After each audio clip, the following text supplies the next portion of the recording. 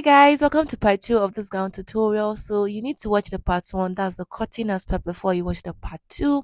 So if you've not done that, please go and watch. The link will be in the description box.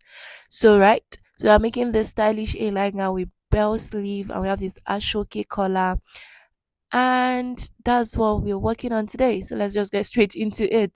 So like I always say, my name is Fatima A. Yusuf, and on this platform I share sewing tutorials, so don't forget to please subscribe to my channel. So in part 1 we've cut the body, right? This is how the body looks like, the front and the back piece joined together. Then we've cut the middle collar, right? And we've already stitched it. So I went ahead, I gave it a good iron press. Like I said, please go and watch part 1. So yeah, I was deciding which face I want to be the middle point. So firstly, I tried this one that the blue is in the middle. So this was what was given. Then secondly, I turn it over so we have the orange in the middle. So I eventually went for the blue in the middle. So you can decide on which part of your ashoke you want to be your front. You want it to be outside, right? So now, this is what you do. The one that you want to be up front will be facing the right face of your um Ankara. That's what you're doing.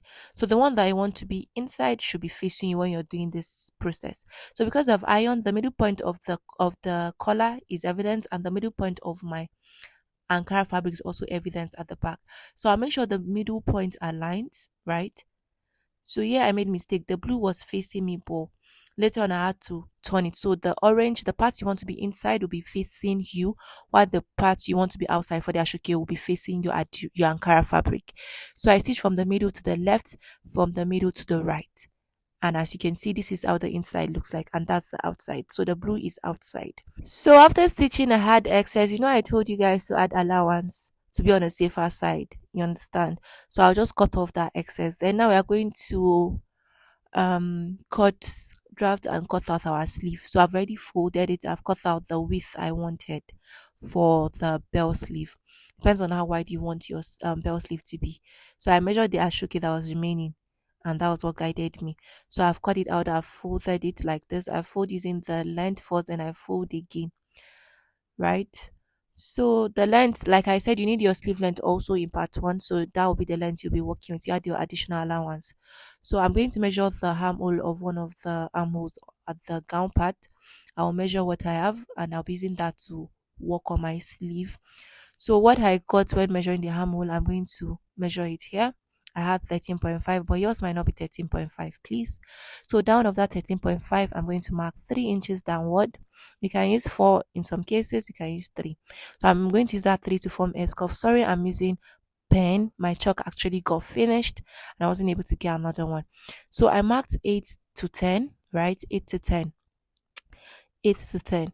So on that 8 to 10 inward, I'm on that 8 to 10 line, I'm going to mark 10 inches. Then it depends on how wide you want it to be. So you measure from your shoulder to your elbow, and then you measure the round circumference of it. You divide it by 2 and can add allowance to it. So that's how I marked my 10. So I use a slant line to meet that 10 from that 3 inches, then straight line from 8 to 10, 3 inches. Then from that 10, I'm going to take a slant line to meet the end of my piece. Sorry you're not saying this because I'm using pen. I think I have chalk. I'm so sorry. So I went out, I'll just cut it out. So after cutting out, you see what I did. So I marked the armhole, right? Then I marked downward 3 inches and I formed my S curve. Then I marked from the beginning of my fabric at the close side, I marked 8 to 10. So on that 8 to 10, the width I used 10 inches. So that's why I have a little bit of straight line in between. Then from that end, 10 inches, sorry, I took it slightly downward.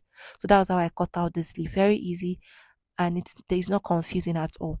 So I'll just go ahead and notch the middle point of my both sleeves. So after doing that, I'm just going to keep the sleeve one side. Like I said in part 1, you can actually cut your pocket together, but I forgot. So I'm just going to go ahead and use these pieces for my pockets, and I'll use the rest for the belt. So I just formed the shape I wanted. I measured, I got the width I wanted. I got 10. Then the length I got 8. Then I marked my, sorry, I got 9. So I marked my pocket opening, which is going to be 6. Then I just used my free hand to form a little bit of curve around there. I was very sure that it's going to fit my hand. It will be enough for my pocket. I'll just trim it off. So that's the pocket I'll be adding to the dress. But you can cut it together while cutting your bodies. And you can also sew it without pockets, and it's also going to be perfect, right? So I think when I'm making another one, I don't even think I'm going to put in pockets. So now back to the sleeve. This is the ashoke I had left. It wasn't much. If I'm to leave it folded like this, it's not going to cover all through the sleeve, right? So what I'm going to do is I'm going to be using my ashoke and my Ankara fabric together. So now I folded the ashoke so I can extend the slant line from that our 10 inches on our sleeve, right? So I extended that and I'm going to cut it off. After doing that, the next thing is to just slit that ashoke band into two. We are not using it folded because it's not going to be enough. So yeah, I've already marked the slat line. I'll just cut it. After cutting, I'm going to slit it open. Then I'm going to get Ankara fabric. I'm going to cut the exact shape and length and width I had, and I'm going to stitch it together, right face facing right face, and then I'm going to turn it and give it a good iron press. So this was after stitching it right face facing right face. I'm going to go over, turn it, give it a good iron press. So that was how I did the sleeve part that people thought it was trimming or bias. So now I'm just going to stitch it to my sleeve, right face facing right face. You know where you want to be the front, that is our anchor. Oh God, why do I keep missing what? That is our ashoke fabric. I'm going to place it right face. So I'm going to place the ashoke on. It will be facing the right face of my Ankara, while the Ankara on the band will be facing me. So that after stitching using 0.5 inch, the ashoke will be outside. So this was it after stitching, as you can see.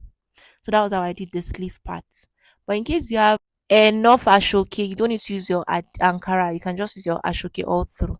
So my light went off. Sorry. So now I'll just go ahead and fix my sleeve to it the way I normally do. You know, your middle point should be evident since it's not slitted. There's no shoulder slope. So I'll make sure the middle point aligns. I'll stitch from the middle to the left, middle to the right. So that's what I did for both sides. So we have fixed our sleeve.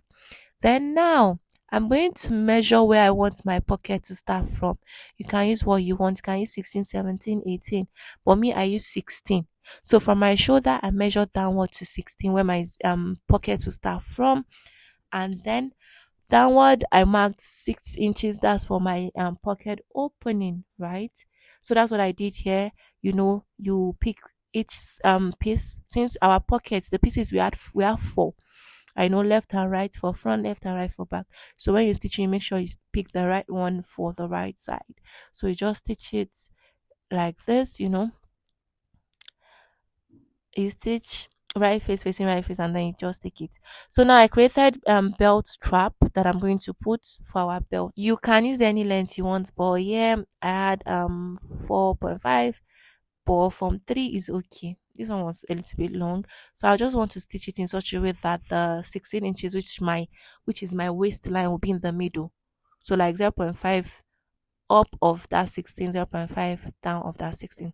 So I'll just stitch it in this way. So I did this for both sides. So that's what I did. When I was done, then I stitch my pocket to it. You know, right face facing right face, then you stitch. Right? Make sure you pick the each piece right piece for the right sides. You understand? So I place it right face facing right face and I stitched. So that's what I did. But since there is a belt strap, like I said, there might be no need for pocket in this case. Seriously. So might be no need, but I just had to do it. So then I stitched the gown in this direction that I'm showing you. Very easy. I did that for both sides. I hemmed the down part. Then I had to top stitch a part of the neckline because I told you guys it was too deep for me. So I had to just stick to that my initial 12 inches.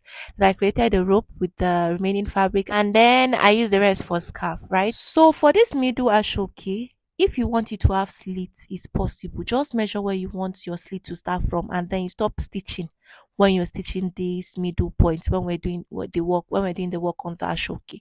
So I wore it on my mannequin, I put the belt and it was looking so lovely and so wow. You can see, so I top stitched the part of the neckline as you can see, right? So I'm going to show you how it looks on me, guys, and this is how it looks on me. And I know you guys have seen it. If you're from Facebook, you'll have seen it. So thank you all for watching. I'm going to see you guys in another video. Don't forget to give me a thumbs up, subscribe to my channel, drop your comments. And I want to say a very big thank you to all my new subscribers and my old subscribers. I've been seeing all you guys have been doing. I love you so much. Thank you.